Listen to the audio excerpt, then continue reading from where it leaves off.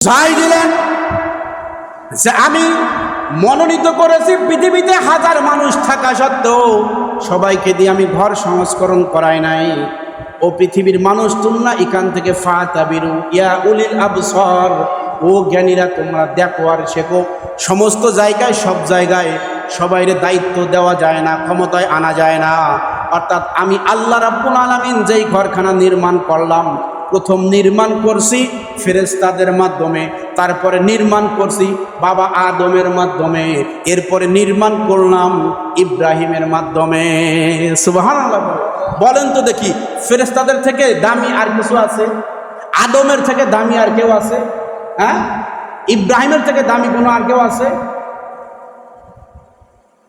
সর্বশেষ যে হজরা আসওয়াদ যেটা আছে আমরা চুমা দেই, এই হজরা আসওয়াদটা সেট করার জন্য মক্কার ভিতরে গন্ডগোল হলো। এ কয় আমার গোষ্ঠীর লোক জমা দেবে, ও কয় আমার গোষ্ঠীর লোক জমা দেবে। সর্বশেষে আল্লাহর রাসূলের কাছে আসলেন, মোহাম্মদ ভাতিজা একটা ফয়সালা দিয়ে দাও। আল্লাহ রাসূল একটা চাদর বিছাই দিলেন গায়ের থেকে খোলা, বলে ওই পাথরটা আল্লাহ রাসূল নিজের হাতে ওই চাদরের ভিতরে রাখলেন। খেয়াল করে দেখেন, আল্লাহ রাসূল নিজেই কি করছে? পাথরটা চাদরের ভিতরে রাখছে। বলে এইবার চার গোষ্ঠীর চার লিডার আসছে, এবার চার কোনা ধরেন চাদরের, এইবার ওই জায়গায় নিয়ে রাখেন। ওই জায়গায় নিয়ে রাখছে, বাকি চাদর থেকে উঠাইয়া আবার জায়গা মতন সেট করে দিয়েছেন সরকার দো আলম নবী মুহাম্মদুর রাসূলুল্লাহ। তাহলে দেখেন, একটা পাথর, ঘরের একটা পাথর হজরা আসওয়াদ, সেটাকেও আল্লাহ সবার দ্বারা সেট করা নাই। পৃথিবীর সর্বশ্রেষ্ঠ মানব যাকে না বানাইলে আল্লাহ দুনিয়া তৈরি করতেন না। মোহাম্মদ কো আগার পয়দা না করতে, মোহাম্মদ কো আগার পয়দা না করতে, জমিন ও আসমানো পয়দা না হতে। যদি মোহাম্মদকে আল্লাহ রাব্বুল আলামিন সর্বপ্রথম সৃষ্টি না করতেন, আল্লাহ আসমান জমিন লৌহ কলম আরশ কুরসি কোনো কিছুই তৈরি করতেন না। অর্থাৎ পৃথিবীর জমিনে যত মাখলুক আল্লাহ বানাইছেন, ভিতরে একটা হচ্ছে হজ। আল্লাহ রাসূল বলেন, বুনিয়াল ইসলাম আলা খামসিন শাহাদাতিন আল্লাহ ইলাহা ইল্লাল্লাহ। এক নম্বর হচ্ছে আল্লাহকে একাত্মবাদের সাক্ষী দেওয়া। এরপরে আসছে ওয়া আকিমিস সালাহ, নামাজ কায়েম করা, ওয়া আতুজ যাকাত, যাকাত আদায় করা, ওয়াল হজ্জ ওয়া সাওম রমাদান। চতুর্থ নম্বর যেই ভিত্তিটা সেটা হচ্ছে হজ। পঞ্চম নম্বর হচ্ছে রমজানের রোজা ফরজ। আল্লাহ রাব্বুল আলামিন যত ইবাদতের রাস্তা দিয়েছেন দুনিয়াতে, এই ইবাদতগুলো দুই ক্ষেত্রে আদায় করা হয়। একটা হচ্ছে আর্থিকভাবে ইবাদত, একটা হচ্ছে শারীরিক ইবাদত। আর্থিক ইবাদত দান, সাদকা, যাকাত, খয়রাত যেটা আছে আল্লাহ রাস্তায় দান করা, এটা হচ্ছে আর্থিক ইবাদত। আর একটা হচ্ছে শারীরিক ইবাদত, অর্থাৎ নামাজ, রোজা, এটা হচ্ছে শারীরিক ইবাদত।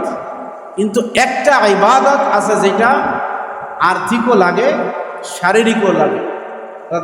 শরীর আছে অর্থ নাই, ওই ইবাদত হবে না। অর্থ আছে শরীর নাই, ইবাদত হবে না। সেইটার নাম আছে হজ। এবং যত ইবাদতের কথা আল্লাহ বলেছেন, সবচাইতে কষ্টকর ইবাদত হচ্ছে হজ। এই জন্যই তো হজ প্রতি বছর ফরজ হয় না, হজ জীবনে একবার ফরজ। নামাজ যেমন প্রতিদিন 5 ওয়াক্ত ফরজ হয়, রমজানের রোজা প্রতি বছর 1 মাস ফরজ হয়, এমনিভাবে প্রত্যেক বছর কিন্তু রমজানের রোজার মতন হজ ফরজ হয় না।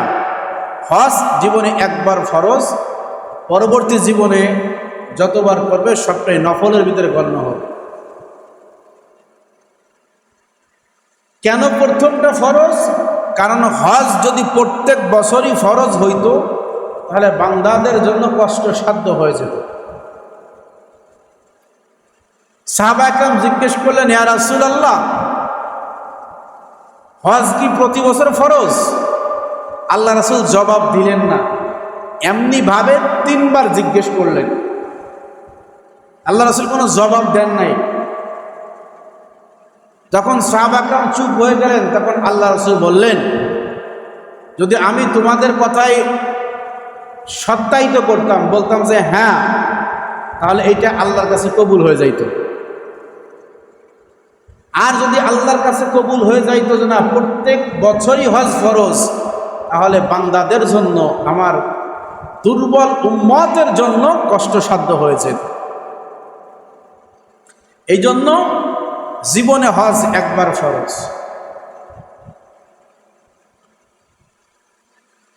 এই হজ পালন করার জন্য আমরা যেখানে যাই, কাবা ঘর,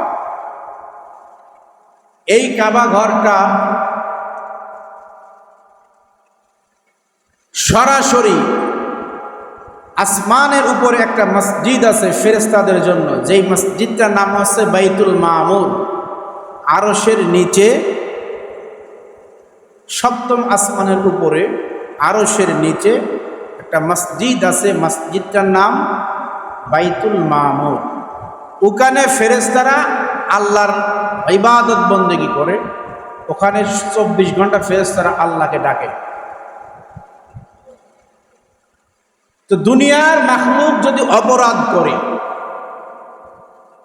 কিভাবে আল্লাহকে ডাকবে, কিভাবে আল্লাহর কাছে ক্ষমা চাইবে? এই জন্য বর্তমান যে বাইতুল্লাহটা আছে, কাবা ঘরটা আছে, তাফসীরের ভিতরে লিখেছে, যদি বাইতুল মামুর থেকে একটা কঙ্কর বা পাথর ছেড়ে দেওয়া হয়, সুজা আইসা দুনিয়াতে বাইতুল্লাহর ছাদের উপরে পড়বে। অর্থাৎ এই জায়গাটা হচ্ছে পৃথিবীর মধ্য স্থান, পৃথিবীর মিডিল স্থান হচ্ছে বাইতুল্লাহ। এই ঘরটা সর্বপ্রথম আল্লাহ রাব্বুল আলামিন ফেরেশতাদের মাধ্যমে নির্মাণ করেছেন, ভিত্তি স্থাপন করেছেন ফেরেশতাদের মাধ্যমে। এরপরে বহুবার কাবাঘর ধ্বংস হয়ে গেছে, কারণ পৃথিবীর মাখলুক যখন নাফরমানি শুরু করছে, আল্লাহ তাদের উপরে বেজার হইয়া গজব দিয়ে ধ্বংস করে দিছে। তো ওই সাথে সাথে কাবাঘরও গিয়ে গেছে, ধ্বংস হয়ে গেছে। এমন করে একাধিকবার, বহুবার হয়েছে। কিন্তু আমাদের মানুষ জাতির ভিতরে, ইনসানের ভিতরে সর্বপ্রথম কাবাঘর যেটা নির্মাণ করা হয়েছে, যেই বান্দা নির্মাণ করছেন তিনি হলেন আমাদের আদি পিতা আদম আলাইহিস সালাতু ওয়াস সালাম। সর্বপ্রথম সংস্করণ করেন। এরপরে নূহ আলাইহিস সালাতু ওয়াস সালামের সময় প্লাবনে আবারও মাটি চাপা পড়ে গেছে। এরপরে যাইয়া জাতির পিতা ইব্রাহিম আলাইহিস সালাম সংস্করণ করছে। আবারও কাবাঘর একবার ধ্বংস হয়ে যাবে, তখন আর সংস্করণ করে কেউ থাকবে না। আর পৃথিবীর জমিনে সর্বপ্রথম যেই ঘরটা নির্মাণ করা হয়েছে, এই ঘরটার নামই হচ্ছে বাইতুল্লাহ।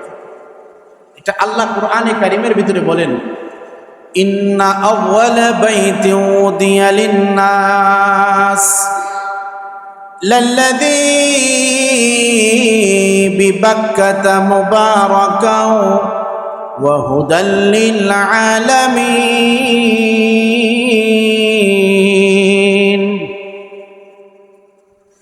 আল্লাহ রাব্বুল আলামিন বলেন যে পৃথিবীর জমিনে সর্বপ্রথম যেই ঘরখানা নির্মাণ করা হয়েছে, এইটা হচ্ছে বাক্কা নগরীতে। অর্থাৎ আমরা যেটাকে মক্কা নামে চিনি, এই মক্কা নগরীর, মক্কার নামের পূর্বের নাম ছিল বাক্কা।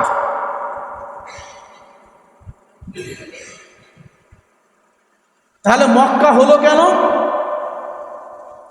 আল্লাহ রাসূল সাল্লাল্লাহু আলাইহি ওয়াসাল্লামের আগমনে আল্লাহ রাসূলের নামটা তো রাখছেন স্বয়ং আল্লাহ রাব্বুল আলামিন। তো আল্লাহ রাসূলের নামের প্রথম অক্ষর কি? মিম বা ম। মুহাম্মদ লিখতে বাংলায় ম লাগে, আরবিতে মিম লাগে। দেখেন না কত মিল। লাউহে মাহফুজ, মাহফুজ এটা লিখতে কি লাগে? মিম লাগে। মাওলা, আল্লাহর একটা নাম কি? মাওলা। মাওলা লিখতে কি লাগে? মিম লাগে। এমনি করে দেখেন ধারাবাহিক মুহাম্মাদের নাম লিখতে কি লাগে? মিম লাগে। মক্কা লিখতে মিম লাগে, মদিনা লিখতে মিম লাগে, মা লিখতে মিম লাগে। তো এই মর সাথে যাদের সম্পর্ক আছে এদের ভিতরে আলাদা একটা কি থাকে? ভালোবাসা থাকে। তো আল্লাহ রাব্বুল আলামিন বললেন যে আমার বন্ধুর নাম হচ্ছে মোহাম্মদ, আর তার শহরের নাম থাকবে বাক্কা। এটা হতে পারে না। নামটাকে অ্যাফিডেভিট করো, সংস্করণ করো। কি হবে? ভাই এখন আর বাক্কা হবে না, এখন নাম হবে মক্কাতুল মুকাররম। সুবহানাল্লাহ পড়লেন না? যে নাম হবে কি? মক্কাতুল মুকাররমা, সম্মানিত শহর। আমার আপনার নবী যেই শহরে হিজরত করে গেলেন ওই শহরটার নাম কিন্তু মদিনা ছিল না, নাম ছিল ইয়াসরিব বা সিরিয়া। দুইটা নাম ছিল হিজরতের আগে। কেউ কেউ ইয়াসরিব নামে চিনত, কেউ কেউ সিরিয়া নামে চিনত। এই নামটা আল্লাহর কাছে ভালো লাগে নাই। আল্লাহ বললেন আমার বন্ধু যেই জায়গায় হিজরত করবে ওই জায়গার নাম সিরিয়া বা ইয়াসরিব থাকলে চলবে না। ওই জায়গার নামটা আমার বন্ধুর নামের সাথে মিলাইয়া নাম রাইখা দাও মদিনা। তো এই মক্কাতুল মুকাররমার যে প্রথম ঘরটা, এইটাই দুনিয়ার জন্য প্রথম ঘর। আল্লাহ রাব্বুল আলামিন বলেন ইন্না আউওয়ালা বাইতিন উদিয়া লিন-নাস, আমি মানুষদের জন্য সর্বপ্রথম যেই ঘরখানা দুনিয়ার জমিনে নির্মাণ করলাম বিবাক্কাতা মুবারাকাও, মক্কাতুল মুকাররমার ভিতরে। ঘরটা খুব বরকতের ঘর, দামি ঘর। কয় কত দামি? আপনি ঘরে একা একা নামাজ পড়বেন, এক রাকাত নামাজের বিনিময়ে আল্লাহ রাব্বুল আলামিন আপনার আমার আমলনামার ভিতরে এক রাকাত নামাজের সওয়াব লিখে দেয়। যখন একটু কষ্ট করে ঘরের মোহাব্বত ত্যাগ করে মসজিদে আইসা জামাতের সহিত আপনার মহল্লার মসজিদে যাবেন, জামাতের সহিত নামাজ আদায় করবেন, আল্লাহ রাব্বুল আলামিন বলে মসজিদ লিখতেও ম লাগে। আমার বন্ধুর নাম মোহাম্মদ, আমার নাম মাওলা। তুমি এই মসজিদের মহব্বতে পড়ে, আমার বন্ধুর মহব্বতে পড়ে যখন তুমি মসজিদে যাইয়া জামাতের সহিত নামাজটা আদায় করবা, আমার বন্ধুর খাতিরে আমি আল্লাহর সম্মানে তোমাকে এক রাকাত নামাজের বিনিময়ে আমি আল্লাহ তোমার আমল নামার ভিতরে 27 রাকাত নামাজ পড়ার সওয়াব লেখা দে। এক রাকাত পড়বেন তো 27 রাকাতের সওয়াব হবে। সরকার দো আলম নবী মুহাম্মদুর রাসূলুল্লাহ সাল্লাল্লাহু আলাইহি ওয়াসাল্লাম বলেন, হে দুনিয়ার মানুষেরা শুনে নাও, যদি তুমি মদিনার আশেক হইয়া, মদিনার পাগল হইয়া, নিজের মাতৃভূমি ত্যাগ করে, নিজের দেশ ত্যাগ করে যদি মদিনার মোহাব্বতে বইরা মসজিদে নববীতে আইসা যদি এক রাকাত নামাজ পড়ো রে গোলাম, তুমি নামাজ পড়বা এক রাকাত, আমার আল্লাহ তোমার আমল নামার ভিতরে এই যে মদিনার আশেক হইছো, নবীর প্রেমের আশেক হইছো, এই জন্য তোমার আমল নামার ভিতরে আমার আল্লাহ কমপক্ষে 50,000 রাকাত নামাজের সওয়াব দিয়া দেয়।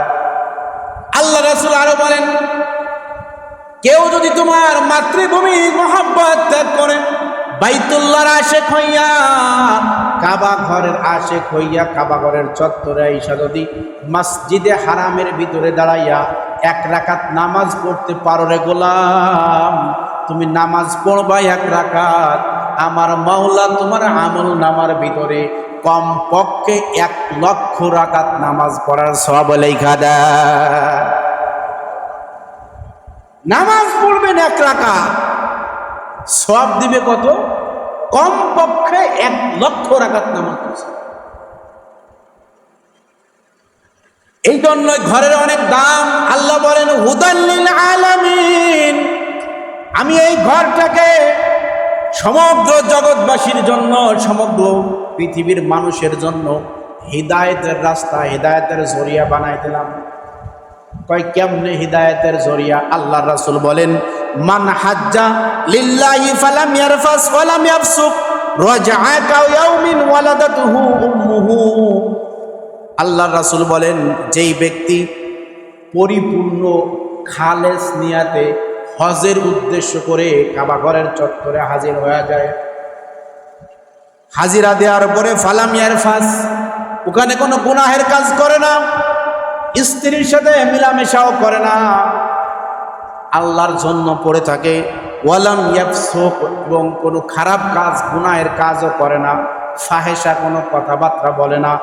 আল্লাহর রাসূল বলেন রাজআ কায়াউমিন, যখন সে হজ কর্ম সম্পূর্ণ করে দেশে ফিরে আসবে, রাজআ যখন সে ফিরে আসবে, কায়াউমিন যেই দিন সে তার দেশে ফিরে আসবে, ওয়ালাদাতহু উম্মুহু, কেমন জানো সে তার মায়ের গর্ভ থেকে সবে মাত্র ভূমিষ্ঠ হলো। মায়ের গর্ভ থেকে সদ্য ভূমিষ্ঠ বাচ্চাটা যেমন নিষ্পাপ, নিষ্কুলুষ, নির্ভেজাল থাকে, আল্লাহ রাসূল বলেন যেই বান্দা হজ করতে গেল, হজ করার পরে পরিপূর্ণভাবে হজ আদায় করলো এবং হজ করতে যাওয়ার পরে ওই জায়গায় বসে কোনো ফাহেসা কাজ করে নাই, কোনো গুনাহের কাজ করে নাই, ওয়াকত ভাষায় কাউকে গালিগালাজ করে নাই, খারাপ কোনো কথা বলে নাই, ওই বান্দা যেই দিন হজের কর্ম শেষ করে দুনিয়ার জমিনে তার মাতৃভূমিতে ফিরে আসবে, কয় কায়াউমিন ওয়ালাদাতহু উম্মুহু, কেমন যেন সে তার মায়ের গর্ভ থেকে আজকে সবেমাত্র জন্ম নিল। এত বরকত! হজ এটা জীবনে একবার ফরজ। কেন? এটা সবার জন্য ফরজ না। এই হজের আলোচনা করার আগে বুঝতে হবে বাইতুল্লাহ নির্মাণের ব্যাপারে। যেই ঘরটার জন্য যাইয়া আপনি তাওয়াফ করবেন, দৌড়াদৌড়ি করবেন, ওর কিছু কথা জানা দরকার আছে না নাই? ইব্রাহিম আলাইহিস সালাতু ওয়াস সালাম তার ছোট বিবি মা হাজরা আলাইহিস সালাতু ওয়াস সালামকে যখন সন্তান ইসমাইল সহ বনবাসে দিলেন, এক পর্যায়ে সমস্ত পরীক্ষা শেষ হওয়ার পরে যখন বাবা ছেলের মিলন ঘটল, তখন আল্লাহ রাব্বুল আলামিন ইব্রাহিমের কাছে ওই পাঠায় বললেন, ইব্রাহিম, এই জায়গায় একটা ঘর ছিল আমার, এই ঘরটা নূহ আলাইহিস সালামের প্লাবনের সময় বালু চাপা পড়ে গেছে, মাটি চাপা পড়ে গেছে, তো এইটাকে তোমার সংস্করণ করা লাগবে, এখানে নির্মাণ করা লাগবে। দেখেন না, অনেক সময় অনেক জায়গায় বলে যে গায়বী মসজিদ হইছে, এমন বলে না? অনেক সময় অনেক জায়গায় বলে যে গায়বী মসজিদ। আরে ভাই, গায়বী তোর মসজিদ হয় না। নূহ আলাইহিস সালামের আগের জামানায় যারা ছিল তারা বিভিন্ন জায়গায় আল্লাহর ঘর মসজিদ নির্মাণ করে ইবাদত বন্দেগী করত, আল্লাহর ঘর নির্মাণ করে। ওই প্লাবনের সময় মাটি চাপা পড়ে গেছে, বালু চাপা পড়ে গেছে। এখন মনে করেন মাটি খনন করতে করতে, বালু কাটতে কাটতে কাটতে কাটতে ওইটার নিদর্শন আবার কি হয়ে যায়, জায়গা যাইতেছে। এখন মানুষ কয় যে দৈবী মসজিদ উঠছে। তো যাই হোক, ইব্রাহিম আলাইহিস সালাতু ওয়াস সালাম ছোট্ট ছেলে ইসমাঈল আলাইহিস সালাতু ওয়াস সালামকে নিয়ে আল্লাহর ঘর বাইতুল্লাহ নির্মাণের কাজ শুরু করলেন। হেড মিস্ত্রি হচ্ছে ইব্রাহিম আলাইহিস সালাম, জাতির পিতা। শুধু জাতির পিতা নয়, আল্লাহ রাব্বুল আলামিনের যত নবী রাসূল পাঠাইছেন এর মধ্য থেকে জলিল কদর একজন নবী পয়গম্বর হচ্ছেন ইব্রাহিম আলাইহিস সালাম, যাহাকে বলা হইতো খলিলুল্লাহ, আর আমার নবীর ব্যাপারে বলা হয়েছে হাবিবুল্লাহ। খলিল আল হাবিব, এর মধ্যে একটা পার্থক্য আছে। খলিল মানে ও দোস্ত, বন্ধু, হাবিব মানে ও দোস্ত, বন্ধু। এখন দুই শব্দ ভিন্ন, অর্থ এক, যেহেতু শব্দ ভিন্ন, উদ্দেশ্য ভিন্ন। খলিল বলা হয়, তাফসীর কারকরা লিখেছে, খলিল বলা হয় ওই বন্ধুকে যে তার সর্বত্র দিয়া তার বন্ধুত্বকে বজায় রাখতে চায়। বুঝলেন নাই? খলিল অর্থাৎ মাখলুক খালেককে তার সর্বত্র দিয়া মালিকের রেজামন্দি চায়। অর্থাৎ ইব্রাহিম আলাইহিস সালামকে যত পরীক্ষা করছে, প্রত্যেকটা পরীক্ষায় ইব্রাহিম আলাইহিস সালাম তার সর্বত্র বিলীন করে দিয়ে ধৈর্য পরীক্ষা দিয়ে আল্লাহর কাছে খলিলের উপাধি পেয়েছে। খলিল মানে যে ভালোবেসে তার সর্বত্র বিলীন করে দেওয়া, এক কথায় বুঝি ভালোবাসা সব কিছু তার ভালোবাসার মানুষের জন্য বা ভালোবাসার বস্তুর জন্য সব বিলীন করে দেওয়া,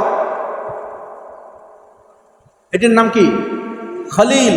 আর হাবিব এমন ভালোবাসা, এমন বন্ধু যে বন্ধুর জন্য সেই মালিক নিজেই কি করে দেয়, সব দিয়ে দেয়। অর্থাৎ আল্লাহ রাব্বুল আলামিন তার বন্ধুকে অর্থাৎ আমাদের নবী মুহাম্মদ রাসূলুল্লাহ সাল্লাল্লাহু আলাইহি সাল্লামকে অপশন দিছে, নবী কি চান, বারবার অপশন দিয়েছে কি চান। হাত্তাকে যখন জীবন দুনিয়া থেকে চলে যাবে, ইন্তেকালের পূর্ব মুহূর্তেও আজরাইলকে অপশন দিছে, আজরাইল যাইয়াই কি করবা না, জান কবজ করবা না, আগে জিজ্ঞেস করবা সে কি দুনিয়াতে থাকতে চায় নাকি আমি আল্লাহর কাছে আসতে চাই। তো দুনিয়াতে থাকতে চায় তাহলে তুমি ফিরে আসবে, অপশন দিছে। প্রত্যেকটা জায়গায় আল্লাহ রাব্বুল আলামিন নবীকে কি করছে, অপশন দিছে। এটা হচ্ছে হাবিব, ভালোবাসার বহিঃপ্রকাশ। আর খলিল হচ্ছে ভালোবেসে তার কাছ থেকে কেড়ে নেওয়া আর ভালোবাসা পাওয়ার জন্য তাকে সবকিছু উৎসর্গ করে দেওয়া। তো ইব্রাহিম আলাইহিস সালাম হেডমাস্টারি, ইঞ্জিনিয়ার হযরত জিবরাইল আলাইহিস সালাম, হেল্পার হচ্ছে ইসমাইল আলাইহিস সালাম। কত দামি মানুষ দেখছেন।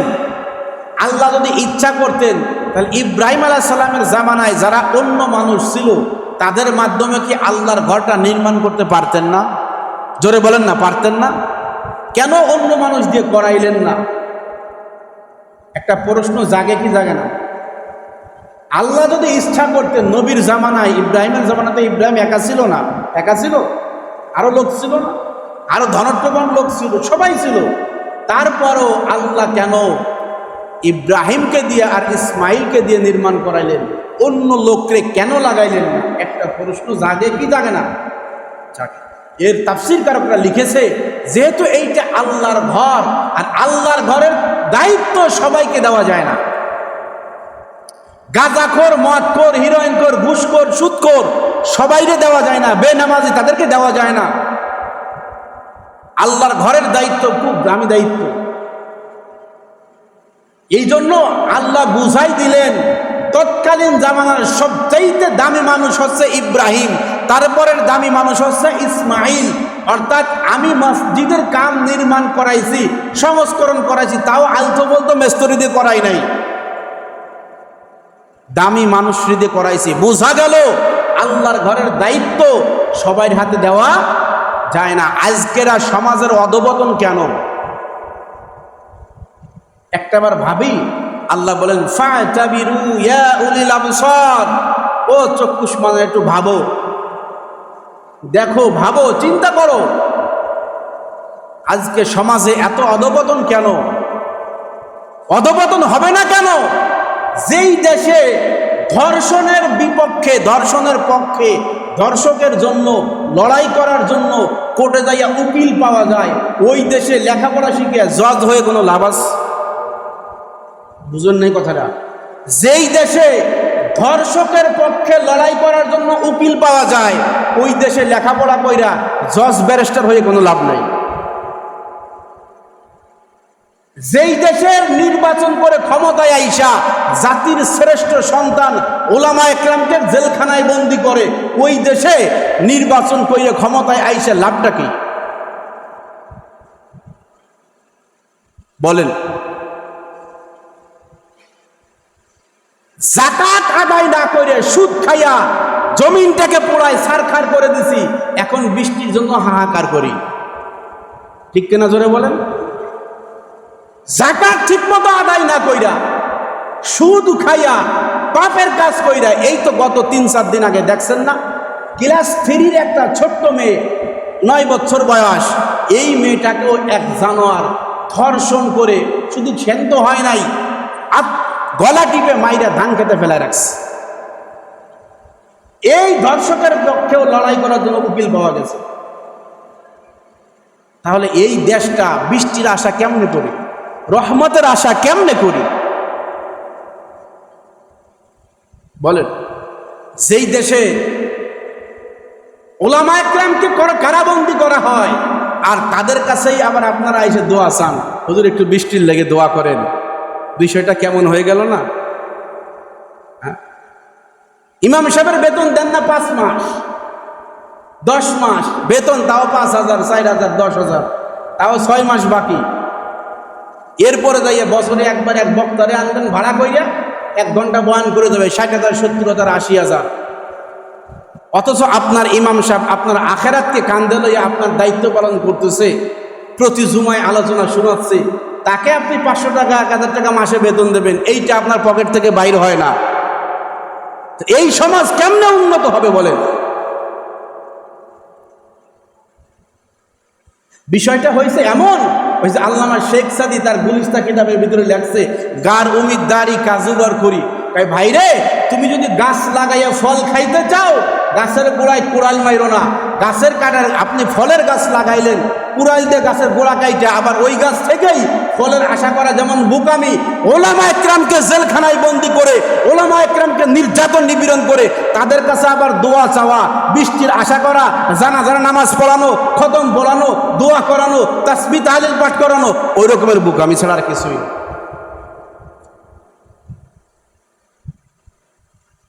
আপনি কথার দ্বারা, ব্যবহারের দ্বারা কলিজায় আঘাত দেবেন, আবার বলবেন হুজুর কষ্ট নিয়েন না, অনেক কষ্টে কথা কইলাম। অথচ একবার তাকায় দেখেন, মসজিদের সেক্রেটারি সাহেব যেই বাসায় যেই বাজারে বাজার করে, মসজিদের সভাপতি সাহেব যেই বাজারে বাজার করে, মসজিদের ক্যাশিয়ার সাহেব যেই বাজারে বাজার করে, ওই বাজারে তো বর্তমান সময় ওই বাজারে তো মসজিদের ইমাম সাহেব বাজার করে, খতিব সাহেব বাজার করে, মুয়াজ্জিনও বাজার করে। কি বলেন, করে কি করে না? না বাইরের থেকে আসে খাবার? এখন তার বনি ইসরায়েলের জামানা নাই, মুসা আলাইহিস সালামের যুগ না যে মান্না চালুয়া খাবে এরা। এদেরও তো বাজার করে খাওয়া লাগে। মসজিদের জন্য, মাদ্রাসার জন্য, দিনের জন্য যখন বলা হয় ভাই একটু ধরো সহযোগিতা করো, তখন টাকা পয়সা বের হয় না, মুখ খুলতেই চায় না, পকেট তো দূরের কথা। অথচ ওই লোকটাকে যদি বলা হয় এখানে গানের কনসার্ট করা হবে, অমুক নেতায় আসবে, অমুক নর্তকী আসবে, ড্যান্স দেখাবে, গান গাইবে, এখানে টাকা লাগবে, এক একটা গানের বিনিময়ে 50,000 টাকা দেওয়া লাগবে, আপনাকে বাজেট করা হয়েছে, আপনি তো প্রজেক্টের সভাপতি, 20,000 টাকা দেবেন। কিসের 20,000? সামনের চেয়ারটা আমাকে দিস, আমি 30,000 দিব নেই। কি বলেন? হ্যাঁ, এই জন্য আল্লাহ বুঝাই দিলেন যে আল্লাহর ঘরের দায়িত্ব সবাই দেওয়া যায় না। আল্লাহর ঘরের দায়িত্ব সুদখোর, ঘুষখোর, হ্যাঁ, আরো যারা আছে, যত খোর আছে, গাঁজাখোর, মাজাখোর, এদের দায়িত্ব যদি ক্ষমতায় চলে আসে, কিয়ামত তো হবে। আমি বলি না, হাদিসে জিব্রাইল, মুসলিম শরীফের হাদিস, ইভেন মিশকাত শরীফের প্রথম হাদিস, যেই হাদিসটার নাম হচ্ছে হাদিসে জিব্রাইল, কিয়ামতের কিছু আলামতের কথা ওখানে বলা হয়েছে, তার ভিতরে একটা হচ্ছে অযোগ্য লোক ক্ষমতায় আসবে। কিয়ামতের যত আলামত আছে তার মধ্যে একটা কি? অযোগ্য লোক ক্ষমতায় আসবে। সূরা কিরাত জানে না, সূরা ফাতিহা ঠিক মতন পড়তে জানে না, দোয়া কুনুত জানে না, দোয়া মাসুরা জানে না, মসজিদের সভাপতি, মাদ্রাসার সভাপতি, সেক্রেটারি হয়ে বসে রয়েছে, ইমাম সাহেব এসে ভুল ধরে। অথচ ওর পেটের উপর যদি পাড়া দেওয়া হয়, পুটকি দিয়ে কেন গলায় দিয়ে সূরা ফাতিহা ঠিক মতো বাইরে হবে না। এই জন্য আল্লাহ রাব্বুল আলামিন বুঝাই দিলেন যে আমি মনোনীত করেছি পৃথিবীতে হাজার মানুষ থাকা সত্ত্বেও সবাইকে দিয়ে আমি ঘর সংস্করণ করাই নাই। ও পৃথিবীর মানুষ, তোমরা এখান থেকে ফাতাবিরু ইয়া উলিল আবসার, ও জ্ঞানীরা তোমরা দেখো আর শেখো। সমস্ত জায়গায়, সব জায়গায় সবাইরে দায়িত্ব দেওয়া যায় না, ক্ষমতায় আনা যায় না। অর্থাৎ আমি আল্লাহ রাব্বুল আলামিন যেই ঘরখানা নির্মাণ করলাম, প্রথম নির্মাণ করছি ফেরেশতাদের মাধ্যমে, তারপরে নির্মাণ করছি বাবা আদমের মাধ্যমে, এরপরে নির্মাণ করলাম ইব্রাহিমের মাধ্যমে। সুবহানাল্লাহ। বলেন তো দেখি, ফেরেশতাদের থেকে দামি আর কিছু আছে? আদমের থেকে দামি আর কেউ আছে? হ্যাঁ, ইব্রাহিমের থেকে দামি কোনো আর কেউ আছে? সর্বশেষ যে হজরে আসওয়াদ যেটা আছে আমরা চুমা দেই, এই হজরে আসওয়াদটা সেট করার জন্য মক্কার ভিতরে গন্ডগোল হলো। এ কয় আমার গোষ্ঠীর লোক জমা দেবে, ও কয় আমার গোষ্ঠীর লোক জমা দেবে। সর্বশেষে আল্লাহর রাসূলের কাছে আসলেন, মোহাম্মদ ভাতিজা একটা ফয়সালা দিয়া দাও। আল্লাহ রাসূল একটা চাদর বিছাই দিলেন গায়ের থেকে খোলা, বলে ওই পাথরটা আল্লাহ রাসূল নিজের হাতে ওই চাদরের ভিতরে রাখলেন। খেয়াল করে দেখেন, আল্লাহ রাসূল নিজেই কি করছে? পাথরটা চাদরের ভিতরে রাখছে। বলে এইবার 4 গোষ্ঠীর 4 লিডার আসছে, এবার 4 কোনা ধরেন চাদরের, এইবার ওই জায়গায় নিয়ে রাখেন। ওই জায়গায় নিয়ে রাখছে, বাকি চাদর থেকে উঠাইয়া আবার জায়গা মতন সেট করে দিয়েছেন সরকার দো আলম নবী মুহাম্মদুর রাসূলুল্লাহ। তাহলে দেখেন, একটা পাথর, ঘরের একটা পাথর হজরে আসওয়াদ, সেটাকেও আল্লাহ সবার দ্বারা সেট করা নাই। পৃথিবীর সর্বশ্রেষ্ঠ মানব যাকে না বানাইলে আল্লাহ দুনিয়া তৈরি করতেন না। মোহাম্মদ কো আগার পয়দা না করতে, মোহাম্মদ কো আগার পয়দা না করতে, জমিন ও আসমানো পয়দা না হতে। যদি মোহাম্মদকে আল্লাহ রাব্বুল আলামিন সর্বপ্রথম সৃষ্টি না করতেন, আল্লাহ আসমান জমিন লৌহ কলম আরশ কুরসি কোনো কিছুই তৈরি করতেন না। অর্থাৎ পৃথিবীর জমিনে যত মাখলুক আল্লাহ বানাইছেন, আল্লাহর পরে সবচাইতে দামি মহামানবের নাম সরকার দো আলম নবী মুহাম্মদ রাসূলুল্লাহ সাল্লাল্লাহু আলাইহি ওয়াসাল্লাম। সামান্য একটা পাথর, তাও তারেদের শিক্ষক। এই জন্য আল্লাহ রাব্বুল আলামিন কমপ্লিট হওয়ার পরে যখন বাইতুল্লাহ নির্মাণ করা কমপ্লিট হয়ে গেল, এখন গাঁথা শুরু করছেন ইব্রাহিম আলাইহিস সালাম। গাঁথতে গাঁথতে গাঁথতে গাঁথতে যখন বুক বরাবর চলে আসছে, এখন আর গাঁথতে পারে না। এখন উপরে কেমনে গাঁথবে? আল্লাহর কাছে ফরিয়াদ করলেন, আল্লাহ দেখেন না, বিল্ডিং যখন মিস্ত্রিরা গাঁথে, অর্ধেক গাঁথার পরে ভাড়া বাঁধে, মাছা বাঁধে, এরপরে ওটির উপর দাঁড়ায় দাঁড়ায় গাঁথে, এমন না? ইব্রাহিম আলাইহিস সালাম বলেন, আল্লাহ এখন কেমনে গাঁথবো? আল্লাহ রাব্বুল আলামিন বলে, ঘর কি ইব্রাহিম তোমার না আমার? কয় আল্লাহ আপনার। কয় তোমার দায়িত্ব নিযুক্ত করছে কেডা? কয় আপনি। কয় টেনশন কি তোমার না আমার? সুবহানাল্লাহ কইলেন না? ঘর আমার, দায়িত্ব দিছি আমি। দায়িত্ব কি তোমার না আমার? তোমার কোনো কিছু করা লাগবে না। ওই যে পাথরটা, হ্যাঁ ওই পাথরটা আইনা দাঁড়াও। পাথরটা অটো লিফট। সুবহানাল্লাহ বলেন। পাথরটা কি? Auto lift. এখন প্রশ্ন করতে পারেন, হুজুর লিফট মানেই তো অটো, আবার অটো লিফট কইলেন কেন? এর একটা কারণ আছে না নাই? লিফট মানে কি অটো জিনিস না? আপনি দাঁড়াবেন, আপনার জায়গা মতন লয়ে যাবেন। এরপরে অটো লিফট কেন বললেন তাফসীরকারকরা? ব্যাখ্যাটা হচ্ছে এমন, লিফট এটা মানুষের তৈরি, একা একা চলে না। আপনার বাটন চাপা লাগে কি লাগে না? আপনি কোন জায়গায় যাবেন, জায়গা নির্দিষ্ট করা লাগে। 1 তলায় যাবেন না, 5 তলায় যাবেন না, 10 তলায় যাবেন না, গ্রাউন্ড ফ্লোরে আসবেন, এটা আপনার নির্দিষ্ট করে বাটন চাপা লাগে। এরপরে লিফট আপনার জায়গা মতন নিয়ে যায়। বোঝা গেল এইটার মধ্যে নিজের মেহনত করা লাগে। লিফট অটো চলে ঠিক আছে, কিন্তু চালানোর জন্য কি লাগে? একজন লাগে। কিন্তু পাথরটা এমন যে চাপাচাপি দরকার নাই। ইব্রাহিম আলাইহিস সালাম দাঁড়ায় গাঁথা শুরু করছে, তো যতক্ষণ গাঁথছে আস্তে আস্তে উপরে উঠছে, গাঁথা শেষ, অটোমেটিক আবার নিজে চলে আসছে, আবার ইট নেছে, পাথর নেছে, আবার অটোমেটিক চলে গেছে। এই জন্য তাফসীরকারক লাগছে এটা অটো লিফট। এটা কি? Auto lift. কাজ কমপ্লিট। কিছু পাথর অতিরিক্ত রয়ে গেছে, খেয়াল করেন। আল্লাহর ঘর কমপ্লিট করার পরে কিছু পাথর অতিরিক্ত রয়ে গেছে। এক একটা পাথরের গায়ে আল্লাহর নাম লেখা, আর একটা পাথরের গায়ে নবী মুহাম্মদুর রাসূলুল্লাহ সাল্লাল্লাহু আলাইহি সাল্লামের নাম লেখা। এখন জিব্রাইল কয়, ও ইব্রাহিম এই পাথরটা করা হাতে নেন কেন? কয় নিয়ে এই জায়গায় দাঁড়ান, এই ছাদের উপরে দাঁড়ান। ছাদের উপরে দাঁড়াইছে। কয় এবার আপনি পুরো জমিনটাকে এটা ছিটায় দেন, ছড়ায় দেন। ইব্রাহিম আলাইহিস সালাম বলেন, ও ভাই জিব্রাইল, এই আল্লাহর পবিত্র নাম, তার বন্ধুর পবিত্র নাম এই নাপাক জমিনে কেমনে ছিটাবো? জিব্রাইল আলাইহিস সালাম বলে, ও আল্লাহর খলিল, এই যে আল্লাহর নামের যেই পাথরগুলা আছে, এই পাথরগুলা যেই জায়গায় গিয়ে পড়বে ওই জায়গায় আল্লাহর ঘর মসজিদ তৈরি হয়ে যাবে। আর নবীর নামের পাথরগুলো যেই জায়গায় পড়বে ওই জায়গার মাঝে নবীর ঘর মাদ্রাসা তৈরি হয়ে যাবে। সুতরাং আপনারা যেই মসজিদ পাইছেন আল্লাহ হয়তো বা কোনো এক বান্দার মাধ্যমে বানাইছে, কিন্তু এটা কবুলিয়াত শুরু থেকে। এই জন্য